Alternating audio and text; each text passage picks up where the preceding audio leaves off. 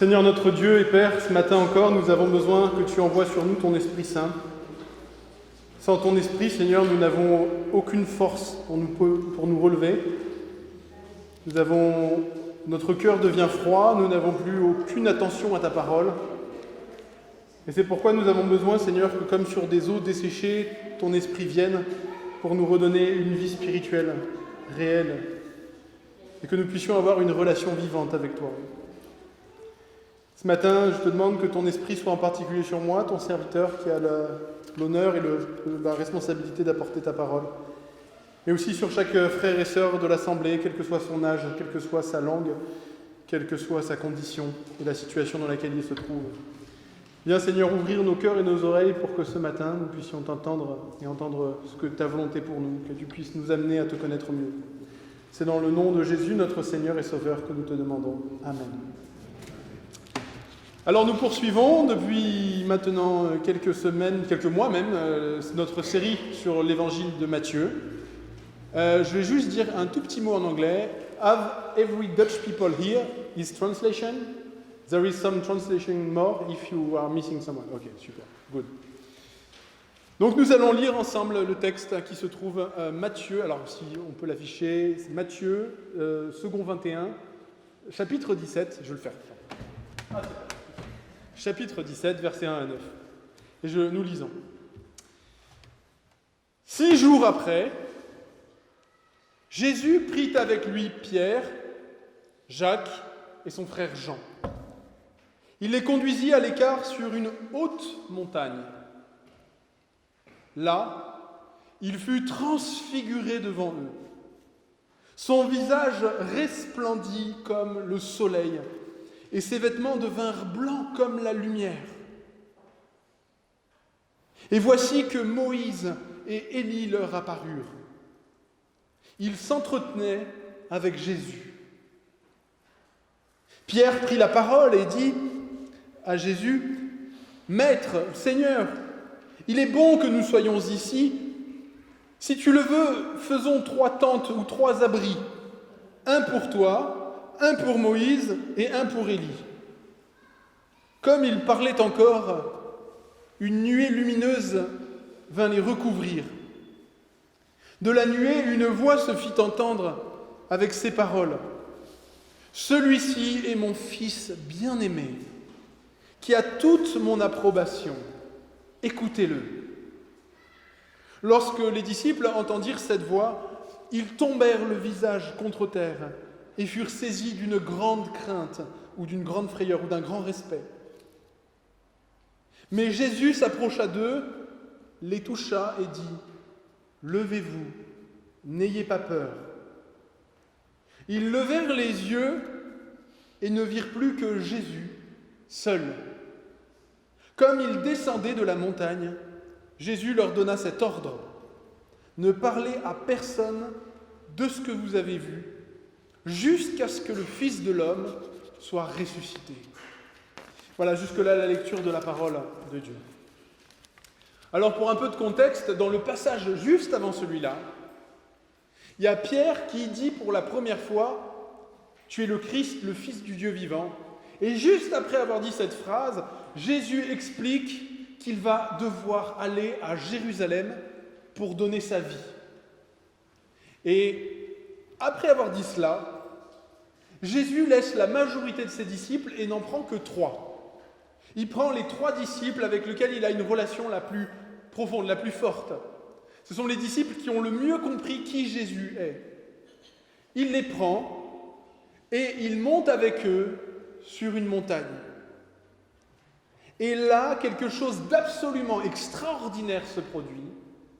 Jésus, que les disciples avaient l'habitude de voir, qu'ils côtoyaient un peu tous les jours, ce Jésus-là se met à rayonner d'une lumière absolument éblouissante.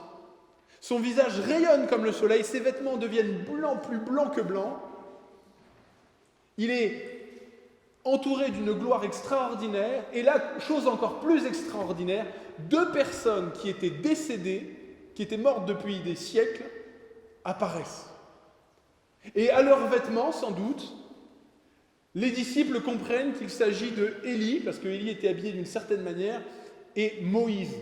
Ils voient Moïse et Élie apparaître, et ils sont en train de discuter avec Jésus.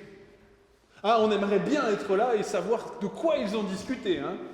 Ça serait incroyable si on pouvait le savoir. Mais il se trouve que justement, dans l'évangile de Luc, Luc nous donne la précision. Voici ce que dit Luc à propos des discussions qu'ils avaient. Il donne un détail intéressant, Luc dit, ils étaient en train de parler de l'exode que Jésus allait accomplir à Jérusalem. Il parlait de l'exode que Jésus allait accomplir à Jérusalem. Exode, ce n'est pas un nom qu'on utilise souvent en français. Quand je sors quelque part, je ne dis pas « je fais mon exode ». C'est un mot qu'on utilise rarement. Exode, dans la Bible, ça renvoie à la délivrance que les Hébreux ont vécue en Égypte quand Dieu les a délivrés de l'esclavage et de l'oppression du Pharaon et qu'il leur a fait traverser la mer Rouge pour leur donner la terre promise. C'est l'Exode. Le passage d'un pays de l'esclavage à un pays où on est avec Dieu, et c'est un pays merveilleux.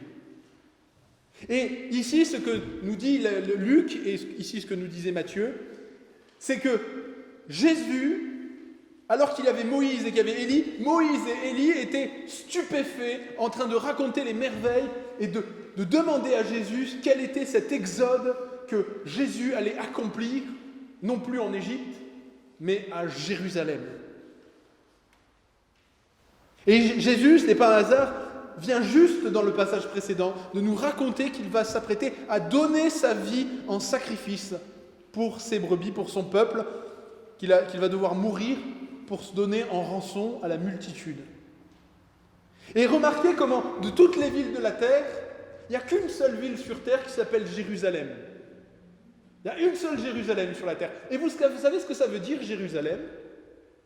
Ça veut dire la ville de la paix. C'est Urshalim, la ville de la paix. Dieu, depuis tous les temps, avait fait en sorte que cette ville, même avant que les Hébreux n'arrivent, s'appelait déjà Jérusalem, la ville de la paix. Et pensez-y, sur toute la terre, il n'y a pas une ville qui a été moins en paix que Jérusalem. Tous les hommes se sont battus pour cette ville. Mais les prophéties anciennes disaient que c'était dans la ville de Jérusalem que Dieu allait donner un jour la paix. Que ce serait dans cette ville que Dieu viendrait rétablir la paix à la fois entre les hommes et surtout des hommes par rapport à Dieu.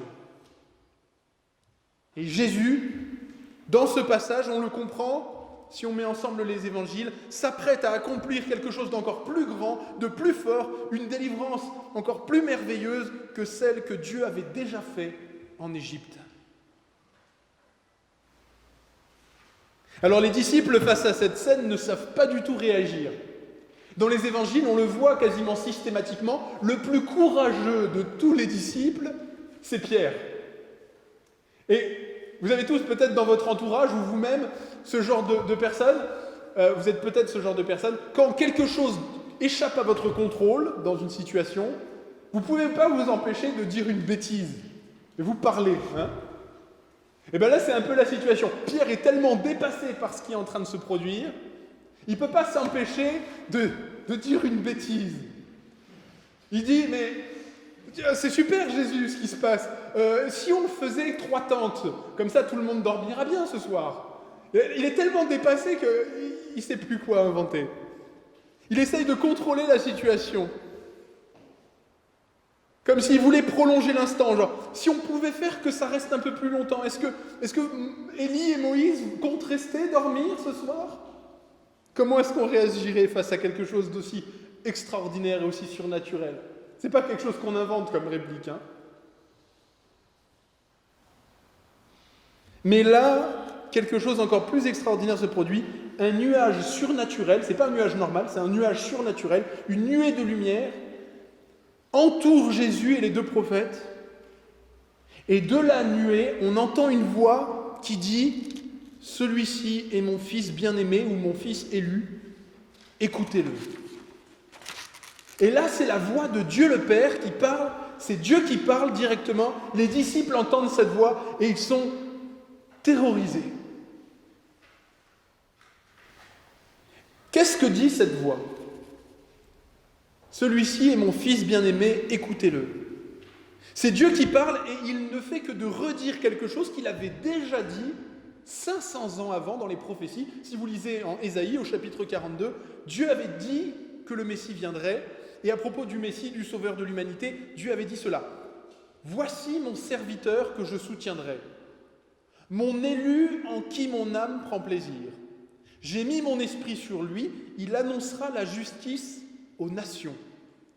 Moi, l'Éternel, dit le Père au Messie, je t'ai appelé pour le salut, c'est-à-dire pour sauver les gens, et je te prendrai par la main, je te garderai, je t'établirai pour faire alliance avec le peuple. Et tu seras la lumière de toutes les nations. » Et preuve est que Jésus est bien la lumière de toutes les nations. Et quand le nuage s'est dissipé, il ne reste que Jésus. Les disciples ont tellement peur, sont tellement choqués et bouleversés par ce qu'ils viennent d'expérimenter, qu'il faut que Jésus descende et les touche et leur dise « C'est bon, rassurez-vous, n'ayez pas peur, tout va bien, détendez-vous. » Cette expérience, en tout cas pour eux, a été quelque chose de profondément bouleversant. On le voit dans la suite des évangiles, pour ces trois-là, il y a un avant et il y a un après. Ils ont vu Jésus rayonner complètement de gloire et de majesté. Ils ont vu Élie et Moïse, à quelques mètres de là, qui étaient en train de parler avec le Christ. Et ils ont entendu cette voix qui sortait de nulle part, qui proclamait que Jésus est bien le Fils de Dieu, le Sauveur, le seul homme, puisque c'est Dieu incarné, le seul homme en tant qu'homme qui accomplit vraiment toute la volonté de Dieu, et rien que la volonté de Dieu. Et peut-être, en lisant ce passage ce matin, vous vous dites, mais comment c'est possible ? C'est tellement extraordinaire, tellement inconcevable qu'une telle chose se soit produite. On a envie d'être incrédule devant une telle histoire. Se dit, c'est quoi ? C'est un mythe ? C'est une histoire ? Qu'est-ce que c'est que cette chose ? Mais l'apôtre Pierre, qui était c'est lui qui a raconté la bêtise en disant on va construire des tentes. Il écrit 30 ans plus tard une lettre, dans la deuxième lettre de Pierre, où il revient exactement sur ces événements. Voici ce qu'il écrit, deuxième lettre de Pierre, chapitre 1, verset 16 et quelques. Voici ce qu'il dit, 30 ans plus tard. Il écrit aux églises, il dit « Ce n'est pas en effet en suivant des mythes ou des fables habilement imaginées ou conçues que nous vous avons fait connaître la puissance et la majesté de la venue de notre Seigneur Jésus le Christ. Mais c'est comme ayant vu sa majesté de nos propres yeux. » Donc il est en train de dire, nous sommes témoins, je suis témoin, et avec les disciples, d'autres disciples, nous sommes témoins de ces choses.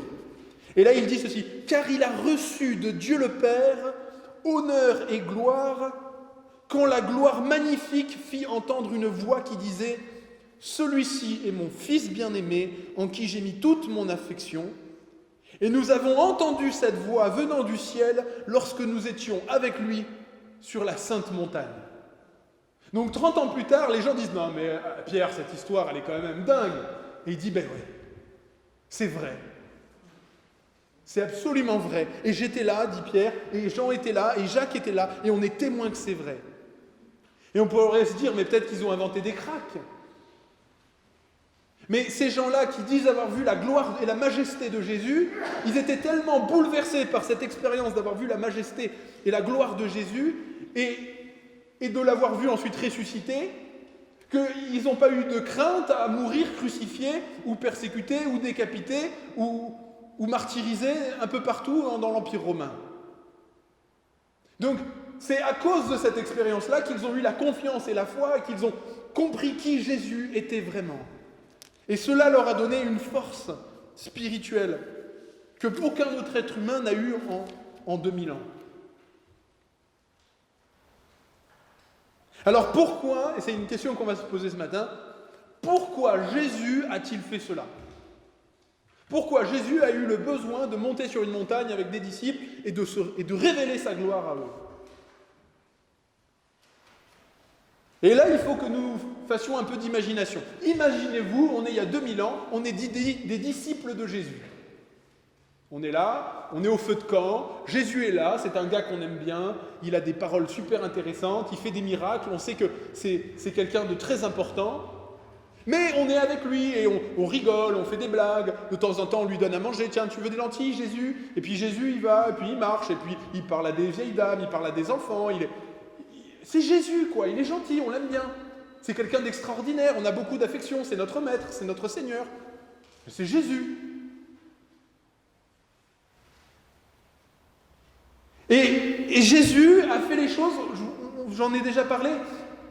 Jésus n'est pas venu avec un grand cheval blanc, une grande épée, des colliers en or, une couronne. Il n'avait pas une majesté visible à l'œil nu. C'est ce que nous disaient d'ailleurs les prophéties 500 ans avant. Le prophète Ésaïe, toujours dans tous les textes qu'on est en train de citer, avait dit cela à propos du Messie qui allait venir. C'est Dieu qui parle. Qui reconnaîtra ou qui a reconnu le bras de l'Éternel ? Car il n'avait ni beauté ni éclat pour attirer nos regards. Il n'avait ni beauté ni éclat pour attirer nos regards. Et son aspect n'avait rien pour nous plaire. Et c'est ce qui faisait le fait que Jésus était là avec sa petite tunique de lin, qu'on pouvait le prendre pour un monsieur passe-partout, hormis ses paroles et ses miracles. Eh bien, ça faisait que les disciples avaient élaboré dans leur tête, même si Jésus était avec eux, ils avaient élaboré dans leur tête une image de Jésus qui était partielle, qui était incomplète. Ils ne percevaient pas la puissance, la grandeur et la majesté de cet homme qui était là avec eux. Même s'ils reconnaissaient que Jésus était certes le Messie, même si la plupart d'entre eux croyaient que Jésus était bien le Christ, ils n'avaient pas encore compris toute sa divinité. Et là, soudain, devant la gloire que Jésus révèle, les disciples sont terrorisés. Et ils ont raison d'avoir peur. Parce qu'ils viennent de découvrir que ce sympathique rabbin qui marche avec eux et qui fait des miracles, avec lequel ils mangent et avec lequel ils dorment, c'est le roi de gloire. C'est le créateur du ciel et de la terre, le prince de la vie, le roi des rois, le seigneur des seigneurs. Et d'un coup, leurs yeux s'ouvrent et ils comprennent un peu mieux qui est Jésus. Et ils sont bouleversés par cette expérience. Ils ont, disons-le, fait un progrès, ils ont fait un saut dans leur perception de qui est Jésus. Et pourquoi est-ce que le texte nous raconte cela ? Parce que nous-mêmes, nous aussi, si nous avons en plus particulièrement eu la grâce de grandir dans une famille chrétienne, ou même que nous nous sommes convertis plus tard, nous avons été convertis plus tard, pour beaucoup d'entre nous, quand nous sommes devenus disciples de Jésus, nous n'avions pas idée réellement de qui est Jésus. J'ai même envie de dire, aujourd'hui encore, nous n'avons pas idée, ou nous n'avons qu'une idée incomplète ou partielle de la gloire et de la grandeur de Jésus. Je peux le dire ce matin, moi qui prêche sur la gloire de Jésus, je ne connais ou ne comprends qu'une infime partie de la grandeur, de la majesté et de la gloire de Jésus.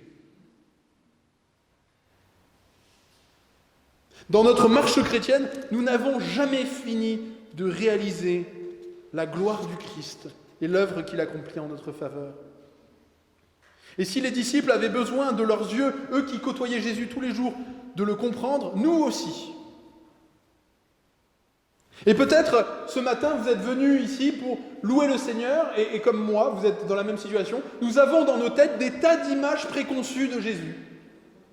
Des images qui sont parfois justes, des images qu'on a trouvées dans les livres pour enfants, des images qui nous sont chères et qui nous ont accompagnés tout au long de notre vie spirituelle. On voit Jésus, gentil, avec sa petite tunique blanche, le petit enfant Jésus. Mais comme les disciples, le Seigneur nous appelle ce matin à renouveler notre vision de lui, à comprendre davantage, à être ébloui, à être bouleversé par la découverte de qui Jésus est vraiment, et quelle est sa gloire, et quelle est sa puissance, et quelle est sa majesté.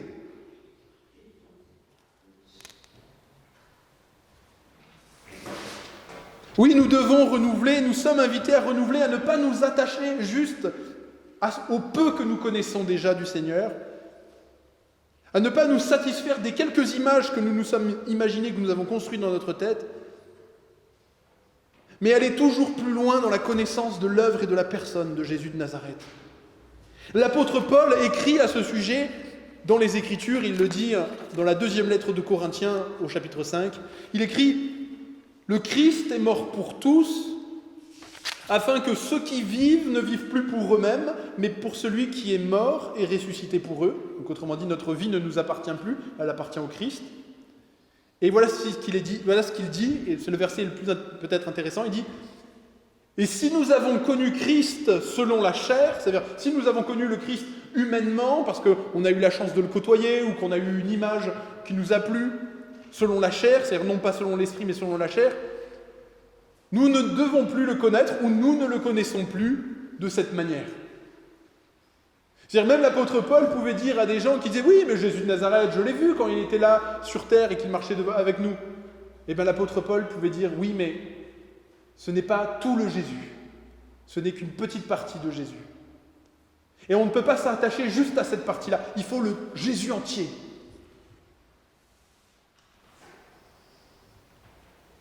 Et il redit, toujours dans la même lettre, il dit « Nous tous qui, le visage découvert, contemplons comme dans un miroir, c'est-à-dire de façon indirecte, comme dans un miroir, la gloire du Seigneur, nous sommes transformés en la même image de gloire en gloire par le Seigneur. » Voilà, c'est un passage un peu compliqué. Je réexplique.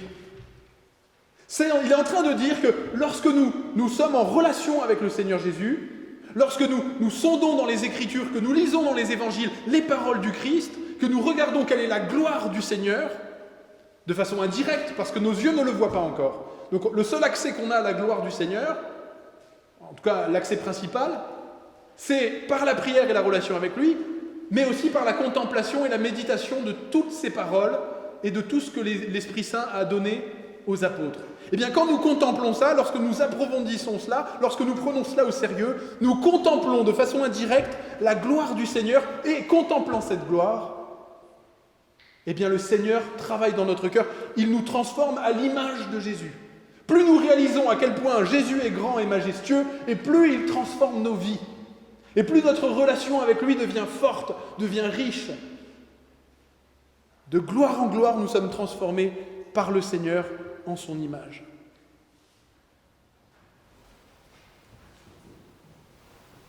La deuxième chose, je crois que ce passage veut nous relever, et je crois que c'est le deuxième point sur lequel je conclurai, c'est à quel point Jésus est présenté dans ce passage comme un roi, mais pas un roi comme les autres rois.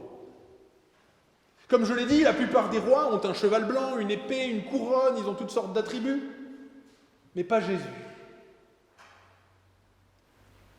Et la gloire de Jésus, sa royauté, est à mettre en lien avec ce que Jésus vient de dire juste au passage précédent, quand il dit qu'il s'apprête à monter à Jérusalem pour donner sa vie. Et ici, c'est bien ce dont il discute, c'est son motif de gloire. C'est là-dedans que s'exprime toute sa royauté. Vous avez vu comment fonctionnent les rois, les présidents et les dictateurs du monde? Les dictateurs du monde, par exemple, prenons Poutine, on va faire un petit lien sur l'actualité. Qu'est-ce que font les dictateurs, ou les présidents, ou les rois, les empereurs? Ils sacrifient leur peuple. Ils sacrifient les hommes, ils les envoient mourir à la bataille, ils leur prélèvent les choses pour leur gloire. Ils prennent la nourriture des pauvres pour se construire des palais. Ils envoient les jeunes hommes mourir à des batailles inutiles pour leur gloire. Mais Jésus est un roi différent, il fait précisément l'inverse. Lui se donne en sacrifice pour sauver et pour à la fois sa gloire et celle de son peuple. Est-ce que vous réalisez qu'il n'y avait pas d'autre solution que la croix? Parce que le roi qui nous est présenté ce matin, c'est un roi qui est plus juste que tous les autres rois, que tous les autres empereurs ou présidents, meilleur que toutes les constitutions du monde. Et en même temps, c'est un roi qui a de l'amour pour ses sujets, pour son peuple et ses enfants, plus que personne ne nous a... Aucun amour humain. Et comment est-ce que, je vous pose la question, comment est-ce que Dieu fait pour dire à la fois dans la Bible qu'il aime le méchant et qu'il désire que le méchant soit pardonné et que le méchant revienne à lui et qu'il puisse connaître la paix, et que dans le même temps, Dieu dit « le méchant ne sera pas impuni ». Comment Dieu fait-il à la fois pour que le péché du méchant soit puni et que le mal soit puni, que Dieu ne dise pas « c'est pas grave », mais que le mal soit détruit pour être mal, et qu'en même temps, le méchant n'ait pas à payer et subir les conséquences de ses actes s'il se repent et qu'il demande pardon. Eh bien, la solution, elle est là. Le roi vient à la croix pour se sacrifier.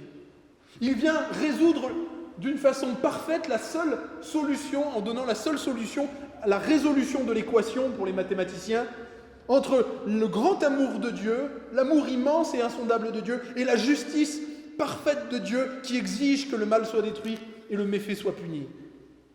Et c'est pourquoi Jésus, à chaque fois, quand il croisait des collecteurs d'impôts véreux, lorsqu'il voyait des prostituées, des femmes adultères, des hypocrites, il pouvait leur dire, quand il voyait un cœur repentant, il leur disait « Tes péchés sont pardonnés ». Parce que Jésus prenait sur lui le péché, et c'est avec ce péché qu'il est allé l'amener et le détruire à la croix, dans sa mort.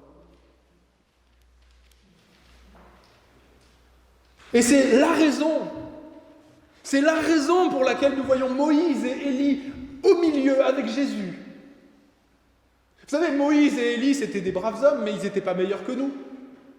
Même Moïse, même Élie, dans leur humanité, ils n'auraient pas pu entrer dans la présence de Dieu. Oui, Moïse est un meurtrier, je vous rappelle.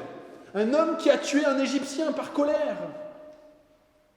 Et Élie est un homme qui a douté de la bonté de Dieu, qui a douté de la puissance de Dieu. Quand il a vu que la reine Jézabel ne se repentait pas, il était suicidaire. Il a douté.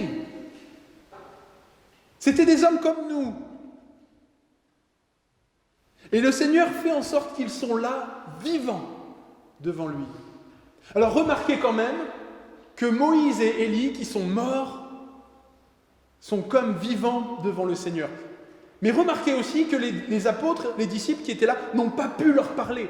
Ils n'ont pas pu communiquer avec Élie et Moïse. Parce que même si Élie et Moïse sont vivants pour le Seigneur, pour nous, ils sont morts. Et la relation n'est pas possible. Mais pour autant, ce que ce passage veut nous dire est extraordinaire et d'un réconfort incroyable. Le Seigneur nous rappelle par ce passage à quel point il est puissant pour ressusciter les morts. Et pour tous ceux qui sont endormis dans la mort, que ce soit nos parents, nos grands-parents, que ce soit peut-être notre époux, notre épouse, peut-être même, hélas, des enfants ou des amis, eh bien, le Seigneur dit, s'ils m'ont cherché, s'ils se sont approchés de moi, eh bien, le Seigneur les ressuscitera, leur donnera à nouveau la vie. Et en attendant, ceux-là sont déjà vivants aux yeux de Dieu, même si pour nous, ils sont dans l'attente et le sommeil. Et l'apôtre Paul dit, à propos de tous ceux qui sont morts, ils se sont endormis dans l'espérance et dans l'attente de la venue depuis les cieux de Jésus, son Fils, qu'il a ressuscité des morts. Jésus qui nous délivre de la colère à venir. Oui, le Seigneur nous le dit ce matin dans ce passage, Dieu n'a pas oublié un seul des enfants qui lui appartiennent. Et la mort n'aura pas le dernier mot. C'était les prophéties dans l'Ancien Testament. Mort, où est ta victoire ? Parce que nos péchés sont pardonnés, la vie éternelle nous est donnée. Et c'est une chose absolument certaine qui est valable pour moi, qui est valable pour vous, qui est valable pour tous les gens, qu'un jour, certes, nous n'avons pas vu déjà la gloire de Jésus, nos yeux ne l'ont pas vu, mais je vous assure qu'un jour, tout le monde verra la gloire de Jésus. Même votre collègue incroyant, il verra la gloire de Jésus. Même celui qui se moque aujourd'hui, il verra la gloire de Jésus. Même des gens qui n'ont jamais entendu parler de l'Évangile, ils verront la gloire de Jésus. Et ce sera pour chacun de nous soit une très bonne nouvelle, ce que je crois.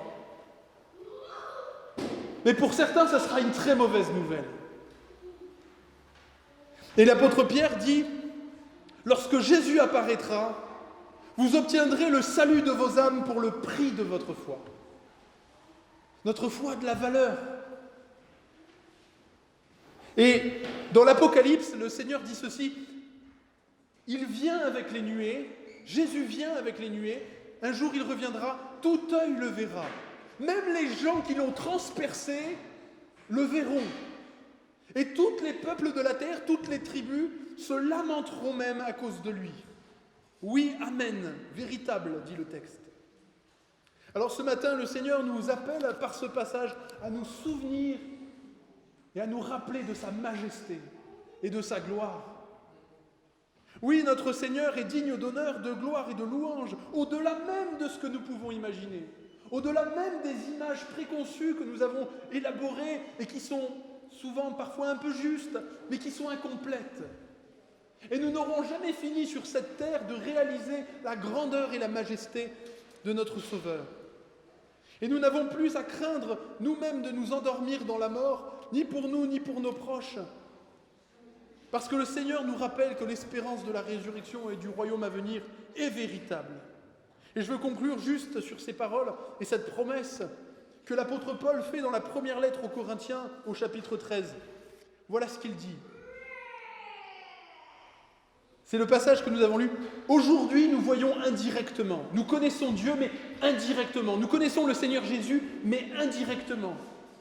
Comme au moyen d'un miroir, c'est-à-dire par la prédication, par la lecture des évangiles, par la prière. D'une manière obscure. Nous ne savons pas encore tout, nous avons tellement à apprendre de Dieu. Mais alors, quand il reviendra, dit l'apôtre Paul, alors nous le verrons face à face.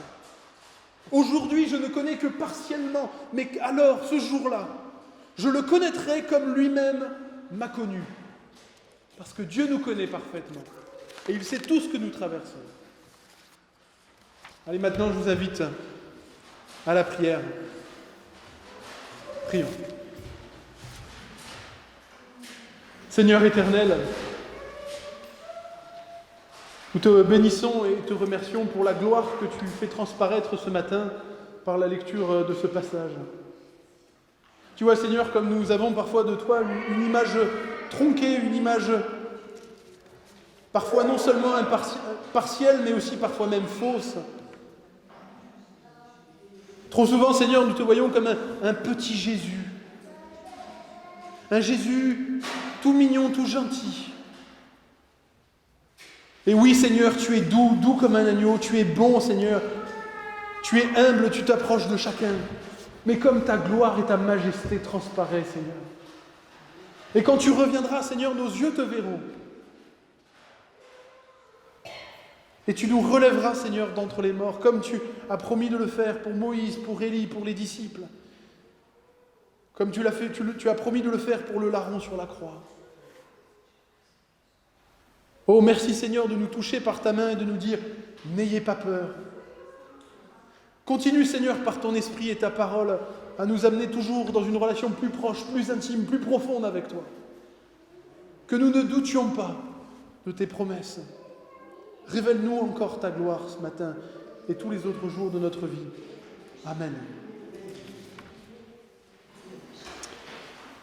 Et ce matin, nous sommes invités à chanter le chant « Majesté ».